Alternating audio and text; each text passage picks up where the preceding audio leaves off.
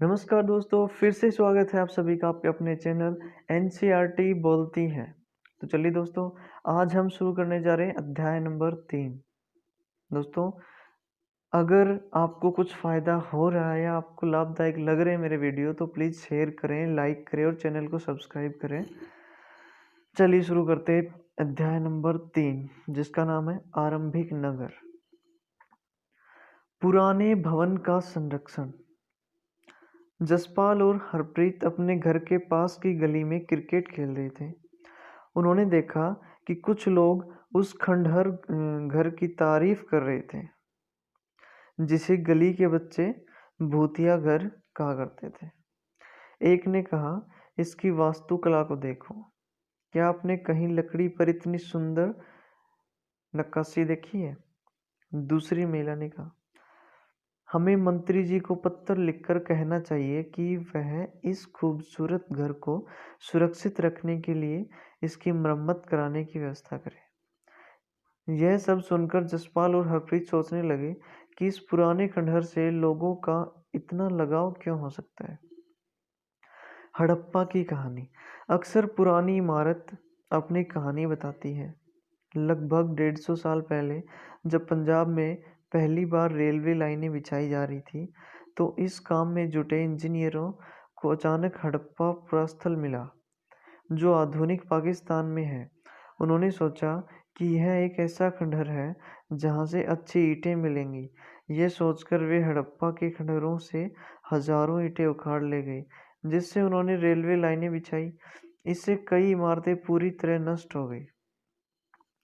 इसके बाद लगभग 80 साल पहले पुरातत्वविदों ने इस स्थल को ढूंढा और तब पता चला कि यह खंडहर उपमहाद्वीप के सबसे पुराने शहरों में से एक है। चूंकि इस नगर की खोज सबसे पहले हुई थी, इसलिए बाद में मिलने वाले इस तरह के सभी प्रस्थलों में जो इमारतें और चीजें मिली, उन्हें हड़प्पा सभ्यता की इमारतें कहा गया। इन शहरों का निर्माण लगभग 4700 वर्ष पहले हुआ था। चलिए चलते हैं अगले पेज पर। प्राय पुरानी इमारतों को तोड़कर उनकी जगह नए भवन बनाए जाते हैं। क्या तुम्हें लगता है कि पुरानी इमारतों को सुरक्षित रखना चाहिए? आप सोचिए, अपना विचार प्रकट करिए, खुद से बातें करिए, दूसरों से बातें करिए। ये आपका सोचने का पार्ट है। आगे चलते हैं। इन नगरों की विशेषता क्या थी? इन नगरों में से कई दो या उससे ज्यादा हिस्सों में विभाजित इन नगरों में से कई को दो या उससे ज्यादा हिस्सों में विभाजित किया गया। प्राय पश्चिमी भाग छोटा था लेकिन ऊंचाई पर बना था, और पूर्वी हिस्सा बड़ा था लेकिन यह निचले इलाके में था। ऊंचाई वाले भाग को पुरातत्वविदों ने नगर दुर्ग कहा और निचले हिस्से को निचला नगर कहा। दोनों हिस्सों की चार दीवारियां पक्की ईंटों की बनाई जाती थी।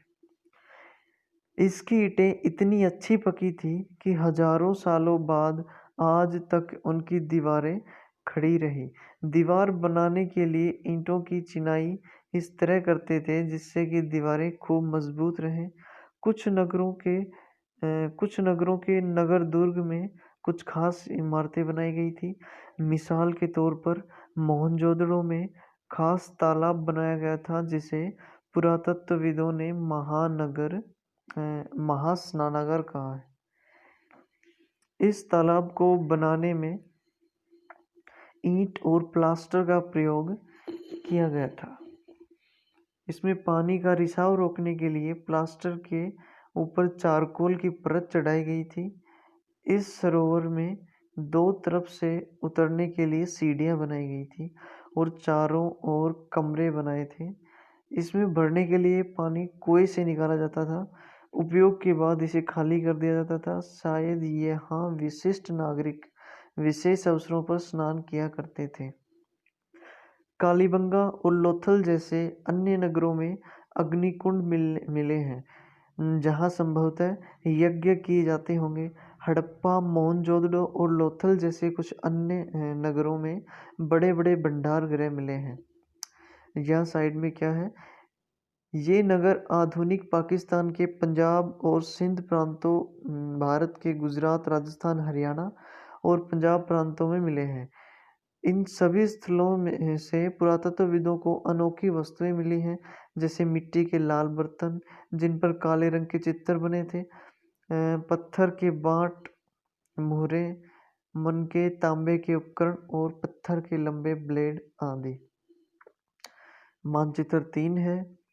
उपमहाद्वीप के आरंभिक नगर इसमें बताए गए, आप लोग देख सकते हैं। ये जो सारे हैं, ओके। चलिए चलते हैं अगले प्रश्न पर। तो आप देख सकते हैं वो महान स्नानागार आपके सामने है। भवन, नाले और सड़कें। इन नगरों के घर आमतौर पर एक या दो मंजिले होते थे। घर के आंगन के चारों ओर कमरे बनाए जाते थे। अधिकांश घरों में एक अलग स्नानागार होता था और कुछ घरों में कुएं भी होते थे। कई नगरों में ढके हुए नाले थे। इसे सावधानी से सीधी लाइन में बनाया जाता था। हर नाली में हल्की ढलान होती थी ताकि पानी आसानी से बह सके। अक्सर घरों की नालियों को सड़कों की नालियों से जोड़ दिया जाता था, जो बाद में बड़े नालों में मिल जाती थी। नालों के ढके होने के कारण इनमें जगह जगह पर मेन होल बनाए जाते थे या बनाए गए थे, जिनके जरिए इनकी देखभाल और सफाई की जा सके। घर, नाले और सड़कों का निर्माण योजनाबद्ध तरीके से एक साथ ही किया जाता था। यहाँ पर वर्णित घरों और पिछले अध्यायों में वर्णित घरों में तुम्हें क्या अंतर दिखाई देता है? कोई दो अंतर बताओ। तो आप आसानी से बता सकते हो। वो घर छोटे छोटे थे, चारों तरफ से बंद थे, और ये घर हैं, ये कुछ स्पेशल घर हैं और इनकी ईंटें मजबूत हैं। कुछ भी आप अपने मन में जो भी आए वो सारे अंतर बता सकते हो। तो ये आप देख पा रहे हो, ये स्नानागार यहाँ पे, और ये हड़प्पा के नगरों में ईंटों की चिनाई हो रही है, ये भी आप देख सकते हो। तो ये सब स्पेशल चीज़ें हैं। चलिए चलते हैं अगले पेज पर। अब आता है अपना नगरीय जीवन। हड़प्पा के नगरों में बड़ी हलचल रहा करती होगी। यहाँ पर ऐसे लोग रहते होंगे जो नगर की खास इमारतें बनाने की योजना में जुटे रहते थे। ये संभवतः यहाँ के शासक थे। यह भी संभव है कि ये शासक लोगों को भेजकर दूर दूर से धातु, बहुमूल्य पत्थर और अन्य उपयोगी चीजें मंगवाते थे। शायद शासक लोग खूबसूरत मनकी तथा सोने चांदी से बने आभूषणों जैसे कीमती चीजों को अपने पास रखते होंगे। इन नगरों से लिपिक भी होते थे। इन नगरों में लिपिक भी होते थे जो मुहरों पर तो लिखते ही थे और शायद अन्य चीजों पर भी लिखते होंगे जो बच नहीं पाई है। इनके अलावा नगरों में शिल्पकार स्त्री पुरुष भी रहते थे जो अपने घरों या किसी उद्योग स्थल पर तरह तरह की चीजें बनाते होंगे। लोग लंबी यात्राएं भी करते थे और वहां से उपयोगी वस्तुएं लाते थे और साथ ही लाते थे सुदूर देशों की किस्से कहानियां। मिट्टी से बने कई खिलौने भी मिले हैं जिनसे बच्चे खेलते होंगे। नगर में रहने वाले लोगों की एक सूची बनाओ। क्या इनमें से कुछ ऐसे लोग हैं जो मेरगढ़ जैसे गांव में रहते थे? ये तो आप लोग शायद नहीं कर पाओगे, आजकल के बच्चे हो आप। हो सकता है मिल भी जाए आपको पुराने लोग, कोशिश कर सकते हो आप। तो यहाँ ये चित्र दिखाए गए हैं। सबसे ऊपर वाला चित्र है, उसमें मोहनजोदड़ो की एक सड़क है और उसमें बना नाला है। ऊपर एक कुआं है, ये जो आप देख रहे हो। जो सबसे ऊपर वाली है, ये ये है अपनी मोहनजोदड़ो की सड़क और उसमें बना एक नाला, और उससे नीचे है एक कुआं, ये वाला कुआं है। और बाईं ओर नीचे है हड़प्पा की एक मुहर। इस मुहर के ऊपर के चिन्ह एक खास लिपि में है। जो हम नहीं पढ़ सकते। ओके। उपमहाद्वीप में पाए गए लेखन का ये प्राचीनतम उदाहरण है। विद्वानों ने इसे पढ़ने की कोशिश की है, लेकिन अभी तक ये पता नहीं चल पाया कि इसका अर्थ क्या है। तो हम तो चीजें कहें, विद्वान नहीं पढ़ पाए। दाईं और नीचे है पकी मिट्टी के खिलौने जिनसे बच्चे खेला करते थे। ओके, चलिए चलते हैं अगले प्रश्न पर। तो यहाँ हम आ चुके हैं नगर और नए शिल्प। आओ अब कुछ ऐसी चीजों के बारे में अध्ययन करें जो हड़प्पा के नगरों से प्राप्त हुई हैं। पुरातत्वविदों को जो चिन्ह मिले वहां, जो चीजें वहां मिली उनमें अधिकतर पत्थर, शंख, तांबे, कांसे, सोने और चांदी जैसी धातुओं से बनाई गई थी। तांबे और कांसे से औजार, हथियार, गहने, बर्तन बनाए जाते थे। सोने और चांदी से गहने और बर्तन बनाए जाते थे। यहाँ मिली सबसे आकर्षक वस्तुओं में मनके, बाट और फलक हैं। हड़प्पा सभ्यता के लोग पत्थर के मोहरे बनाते थे। इन आयताकार, मतलब पृष्ठ 27 पर आप देख सकते हो, पीछे वाले पर मोहरों पर सामान्यतः जानवरों के चित्र मिलते हैं। हड़प्पा सभ्यता के लोग काले रंग से डिजाइन किए हुए खूबसूरत लाल मिट्टी के बर्तन बनाते थे, जो पृष्ठ 6 पर आप देख सकते हो। पिछले वाले अध्याय में हमने पढ़ा था। अध्याय 2 में तुमने जिन गांवों के बारे में पढ़ा, क्या वहां भी धातु का उपयोग होता था? क्या वे पत्थर के बाट बनाते थे? तो सोचिए, आप टेस्ट करिए खुद को। संभवतः 7,000 साल पहले मेहरगढ़ में कपास की खेती होती थी। मोहनजोदड़ो से कपड़े के टुकड़ों के अवशेष, चांदी के एक फूलदान के ढक्कन तथा कुछ अन्य तांबे की वस्तुओं से चिपके हुए मिले। पकी मिट्टी तथा फेंस से बनी तकलियां सूत कताई का संकेत देती हैं। ओके, अभी साइड में क्या है? पत्थर के बांट है। ये पत्थर के बांट देखो कितने ध्यान से और उपयुक्त तरीके से इन बांटों को बनाया गया। इन्हें चार्ट पत्थर से बनाया गया था। इन्हें शायद बहुमूल्य पत्थर और धातुओं के तौलने के लिए बनाया गया था। ये आप देख पा रहे हो, पत्थर के बाट। ओके, मध्य में बाएं मनके, मध्य में बाएं ये है अपने मनके। ठीक है, इनमें से कई कार्नेलियन पत्थरों से बनाए गए थे। पत्थरों को काट और तराश कर मनके बनाए गए। इनके बीच छेद किए गए थे ताकि धागा डालकर माला बनाई जा सके। मध्य में दाएं पत्थर के धारदार फलक हैं। मध्य में दाएं, ये आपको दिखाई दे रहे होंगे। ओके, नीचे दाएं कढ़ाईदार वस्त्र, एक महत्वपूर्ण व्यक्ति की पत्थर से बनी मूर्ति जो मोहनजोदड़ो से मिली थी। इसमें उसे कढ़ाईदार वस्त्र पहने दिखाया गया है, ये वाला। ओके दोस्तों, तो अब हम चलते हैं अगले पृष्ठ पर। ऐसे नहीं, ऐसे।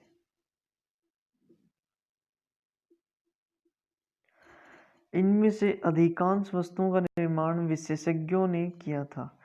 विशेषज्ञ उसे कहते हैं जो किसी खास चीज को बनाने के लिए खास प्रशिक्षण लेता है, जैसे पत्थर तराशना, मनके चमकाना या फिर मुहरों पर पच्चीकारी करना आदि। पृष्ठ 28 पर चित्र देखो कि मूर्ति का चेहरा कितने आकर्षक ढंग से बनाया गया और उसकी दाढ़ी कितनी अच्छी तरह दर्शाई गई। यह किसी विशेषज्ञ मूर्तिकार का ही काम हो सकता है। तो आप देख सकते हैं उस मूर्ति को, यहाँ आप देख सकते हैं इस मूर्ति को। इसके ऊपर कितने खास तरीके से काम किए गए हैं। इसका हर एक पार्ट आप देख सकते हो, डिजाइन वगैरह। उस टाइम में ऐसी मूर्ति बनाना बहुत ही मायने रखने वाली चीज है, तो ये विशेषज्ञ का ही काम हो सकता है। चलिए वापस से चलते अपने पेज पर। हर व्यक्ति विशेषज्ञ नहीं हो सकता था। हमें यह पता नहीं है कि क्या सिर्फ पुरुष ही ऐसे कामों में प्रशिक्षण हासिल करते थे या फिर केवल महिलाएं ही। शायद कुछ महिलाएं और पुरुष दोनों ही इस काम में दक्ष थे। फेंस, पत्थर और शंख प्राकृतिक तौर पर पाए जाते हैं, लेकिन फेंस को कृत्रिम रूप से तैयार किया जाता है। बालू या स्फटिक पत्थरों के चूर्ण को गोंद में मिलाकर उनसे वस्तुएं बनाई जाती थी। उसके बाद उन वस्तुओं पर एक चिकनी परत चढ़ाई जाती थी। इस चिकनी परत के रंग प्राय नीले या हल्के समुद्री हरे होते थे। फेंस से मनके, चूड़ियाँ, बाले और छोटे बर्तन बनाए जाते थे। तो ये आप यहाँ देख सकते हो, फेंस। ओके। कच्चे माल की खोज में। कच्चा माल उन पदार्थों को कहते हैं जो या तो प्राकृतिक रूप से मिलते हैं या फिर किसान या पशुपालक उनका उत्पादन करते हैं। जैसे लकड़ी या धातुओं के अयस्क प्राकृतिक रूप से उपलब्ध कच्चे माल हैं।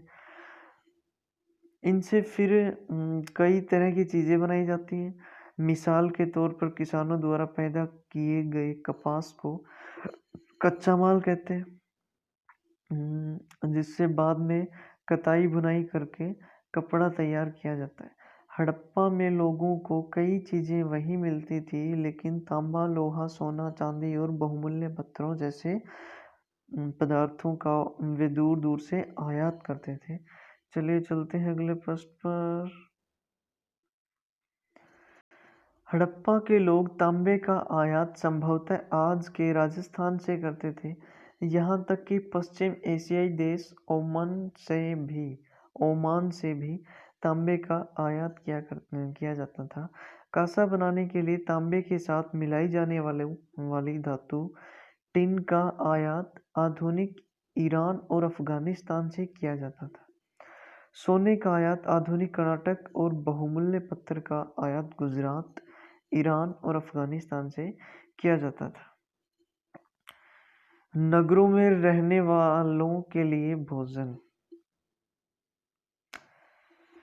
लोग नगरों के अलावा गांवों में भी रहते थे। वे अनाज उगाते थे और जानवर पालते थे।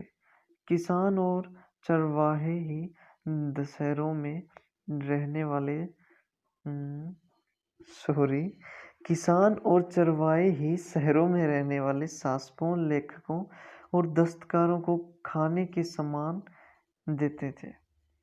पौधों के अवशेषों से पता चलता है कि हड़प्पा के लोग गेहूं, जौ, दालें, मटर, धान, तिल और सरसों उगाते थे।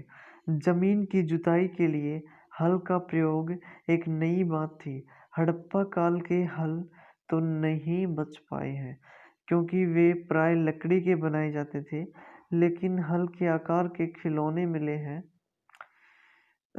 इस क्षेत्र में बारिश कम होती है, इसलिए सिंचाई के लिए लोगों ने कुछ तरीके अपनाए होंगे। संभवतः पानी का संचय किया जाता होगा और ज़रूरत पड़ने पर उससे फसलों की सिंचाई की जाती होगी। हड़प्पा के लोग गाय, भैंस, भेड़, बकरियां पालते थे। बस्तियों के आसपास तालाब और चारागाह होते थे, लेकिन सूखे महीनों में मवेशियों के झुंडों को चारा पानी की तलाश में दूर दूर तक। अगले प्रश्न पढ़ेंगे। एक बार देख लेते हैं साइड में ये वाला क्या सिस्टम है। सॉरी,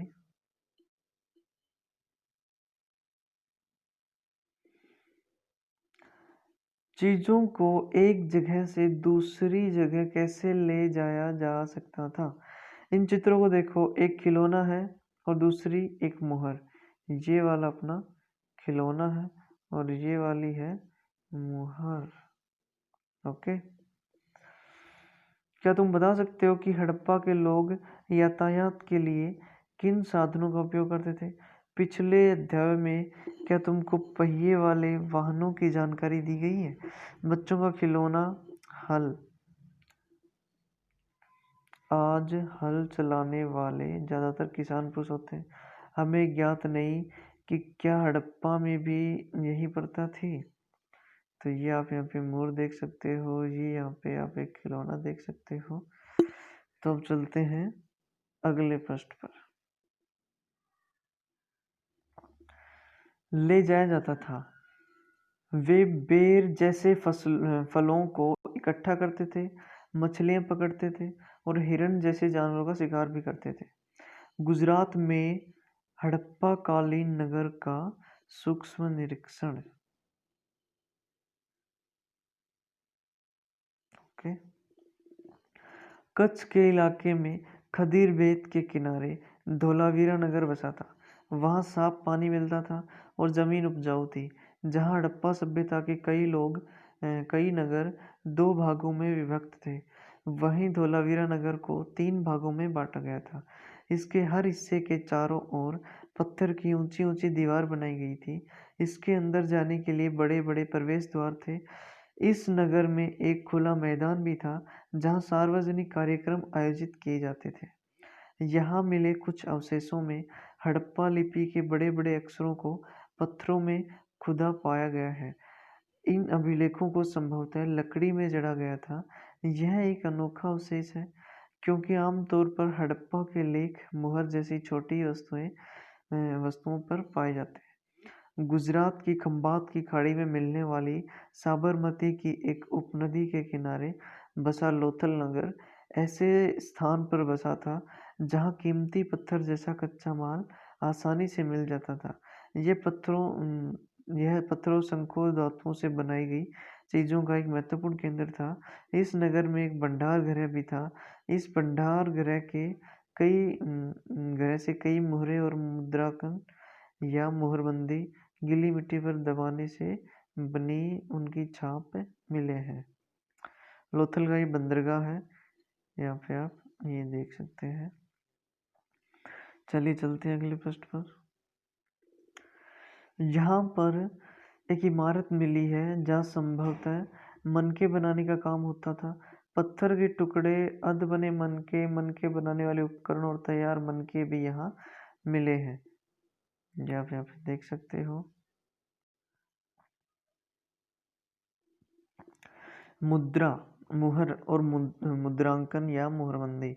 मुहरों का प्रयोग सामान से भरे उन डिब्बों या थैलों को चिन्हित करने के लिए किया जाता होगा जिन्हें एक जगह से दूसरी जगह भेजा जाता था। थैले को बंद करने के बाद उनके मुहाने पर गीली मिट्टी पोत कर उन पर मुहर लगाई जाती थी। मुहर की छाप को मुहरबंदी कहते हैं। अगर यह छाप टूटी हुई नहीं होती तो यह साबित हो जाता था कि सामान के साथ छेड़छाड़ नहीं हुई। आज भी मुहर का प्रयोग होता है। पता लगाओ कि मुहर का प्रयोग किस लिए किया जाता है। आप इस बारे में पता लगा सकते हैं। सभ्यता के अंत का रहस्य। लगभग 3900 साल पहले एक बड़ा बदलाव देखने को मिलता है। अचानक लोगों ने इन नगरों को छोड़ दिया। लेखन, मुहर और बांटों का प्रयोग बंद हो गया। दूर दूर के कच्चे माल का आयात काफी कम हो गया। मोहनजोदड़ो में सड़कों पर कचरे के ढेर बनने लगे। जल निकास प्रणाली नष्ट हो गई और सड़कों पर ही झुग्गी नुमा घर बनाए जाने लगे। ये सब क्यों हुआ, कुछ पता नहीं। कुछ विद्वानों का कहना है कि नदियां सूख गई थी। अन्य का कहना है कि जंगलों का विनाश हो गया था। इसका कारण यह हो सकता है कि ईंटें पकाने के लिए ईंधन की जरूरत पड़ती थी।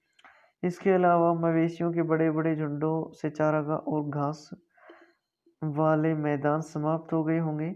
कुछ इलाकों में बाढ़ आ गई, लेकिन इन कारणों से यह स्पष्ट नहीं हो पाता कि सभी नगरों का अंत कैसे हो गया, क्योंकि बाढ़ और नदियों के सूखने का असर कुछ इलाकों में हुआ होगा। ऐसा लगता है कि शासकों का नियंत्रण समाप्त हो गया। जो भी हुआ हो, परिवर्तन का असर बिल्कुल साफ दिखाई देता था।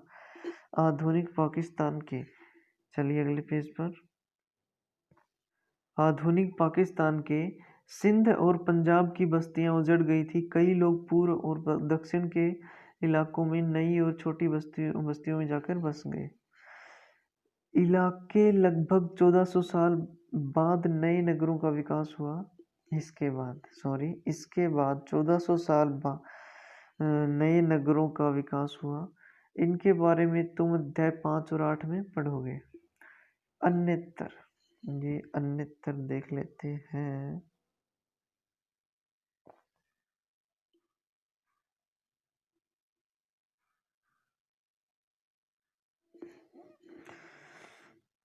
अपने एटलस में मिस्र ढूंढो। नील नदी के आसपास वाले इलाके को छोड़कर मिस्र अधिकांश भाग रेगिस्तान है। लगभग 5000 साल पहले मिस्र में शासन करने वाले राजाओं ने सोना, चांदी, हाथी दांत, लकड़ी और हीरे जवाहरात लाने के लिए अपनी सेनाएं दूर दूर तक भेजी। ओके। इन्होंने बड़े बड़े मकबरे बनवाए जिन्हें पिरामिड के नाम से जाना जाता है। राजाओं के मरने पर उनके शवों को इन्हीं पिरामिडों में दफनाकर सुरक्षित रखा जाता था। इन शवों को ममी कहा जाता है। उनके शवों के साथ और भी अनेक चीजें दफनाई जाती थी। इनमें खाद्यान्न, पेय, वस्त्र, गहने, बर्तन, वाद्ययंत्र, हथियार और जानवर शामिल हैं। कभी कभी शव के साथ उनके सेवक और सेविकाओं को भी दफनाया जाता था। दुनिया के इतिहास में शवों को दफनाने की परंपरा को देखते हुए मिस्र में सबसे ज्यादा धन दौलत खर्च किया जाता था। क्या तुम्हें लगता है कि मरने के बाद इन राजाओं को इन चीज़ों की जरूरत पड़ती होगी? इसका जवाब तो मैं ही दे देता हूँ। कोई ज़रूरत नहीं पड़ती। ये सब दिमाग का भ्रम था कि उन्हें आगे जाके ज़रूरत पड़ेगी तो साथ में जो चीज़ें दफना देंगे तो यूज़ कर पाएंगे।